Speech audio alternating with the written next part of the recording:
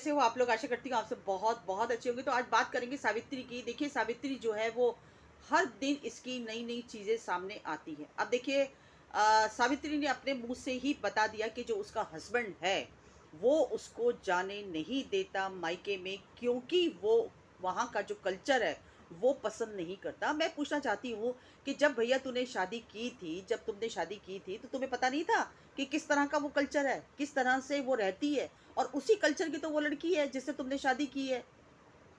तो उस समय क्यों नहीं सोचा समझा भाई तुमने? उस समय यानी कि तुम्हें गरज थी शादी की। तुम्हें ये था कि मुझे शादी करनी है, क्योंकि कोई भी रिश्ता तुम्हारे लिए नहीं आ रहा था, क्योंकि वो तुम्हारी बहन की वजह से जो मेंटली डिस्टर्ब है उसकी वजह से, और कोई तुम्हारा इतना काम धंधा भी नहीं था।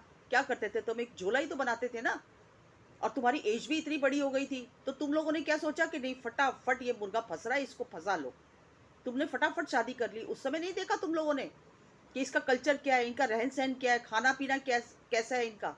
और अब जब वो लड़की शादी करके तुम्हारे घर पर आ गई है तो अब तुम उसको अपने मायके में जाने नहीं दे रहे हो, क्यों भाई? ये कहाँ का इंसाफ है कि आप एक लड़की से उसका मायका छुड़वाना चाहते हैं? उसके साले की डेथ हो गई, आपने तब भी नहीं जाने दिया। वो हर बार ये बोलती है कि मुझे जाने नहीं देते मेरे हस्बैंड। आपको पहले सोचना चाहिए था ना शादी करने से पहले। उस समय तो आपने नहीं सोचा। उस समय तो आपने सोचा कि ये लड़की तो अरे यूट्यूबर है, डांस करके पैसा कमाती है अपने भाई के साथ। ये तो सोने की कहते हैं ना चिड़िया है। एक बार शादी कर लेंगे तो हमारे सारे पाप धुल जाएंगे, हमारे सारे कर्जे खत्म हो जाएंगे, मुझे भी शायद काम करना ना पड़े। तो ये है आप लोगों की सोच। इसी सोच की वजह से आपने उस लड़की से शादी की। और अब क्या किया आपने? आप उसकी पूरी जिंदगी आप लोगों ने खराब कर दी। आपका कोई हक नहीं बनता एक लड़की से उसका मायका छुड़वाने का। और मुझे समझ में नहीं आता ये सावित्री किस टाइप की लड़की है भाई। कभी तो उसको नीचा गिरा देती है, कभी उसको इतना ऊपर उठा देती है। कभी कहती है कि नहीं मेरा पति बहुत अच्छा है, मेरा पति बहुत देवता है, मेरा पति घर का सारा काम करता है, मेरा ख्याल रखता है, मेरी देखभाल करता है। तो भैया एक स्टेटमेंट पर रहो, ठीक है?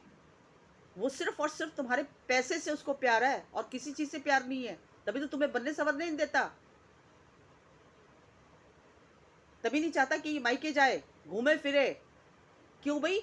एक पत्नी का पूरा अधिकार होता है अपने पति के लिए सजने संवरने का, अपने मायके में जाने का, अपने मायके से रिश्ता निभाने का। भूल गई वो दिन जब तुम डांस कर करके अपने भाई के साथ आज नेम फेम जो तुमने कमाया है ना, वो सिर्फ और सिर्फ अपने भाई की बदौलत। आज उसी भाई को तुम इग्नोर कर दिया सिर्फ किसके लिए? अपने पति के लिए। स्टैंड लो भैया, स्टैंड लो। बोलो कि नहीं मुझे जाना है अपने घर पे। तुम होते कौन हो? वो मेरा खून का रिश्ता है। बोलना सीखो। जितना दबोगी उतना ही तुम्हें दबाया जाएगा। आज तो तुम्हें मायके में जाने से मना कर दिया, कल को तुम्हें घर से बाहर निकलने के लिए भी रोक लगा दी जाएगी कि नहीं तुम घर की चौखट से बाहर कदम नहीं रख सकती। कौन से जमाने की लड़की हो तुम? क्यों नहीं लेती हो अपने लिए स्टैंड? या तुम भी बीच में मिली हुई हो, या सिर्फ तुम्हें कंटेंट चाहिए? जो रियलिटी है ना वो दिखाओ पब्लिक को। पब्लिक सच देखना चाहती है।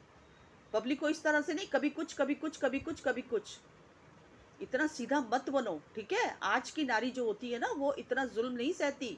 वो जमाने बीत गए जो पति को देवता बनाकर पूजा जाता था।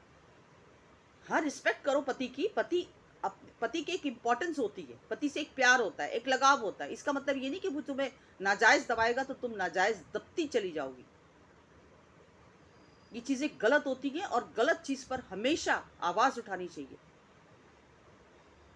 तुम्हें जाना चाहिए अपने घर पर भैया। कल को दुख है, तकलीफ है, कल को तुम्हें यही ससुराल वाले तुम्हें टॉर्चर करे, तुम्हें तंग करे, किसको आवाज लगाओगी? आज अगर तुम अपने मायके में जाओगी, उनसे बना कर रखोगी, तो कम से कम तुम्हारे दुख सुख में खड़े तो होने वाले बनेंगे ना ये लोग।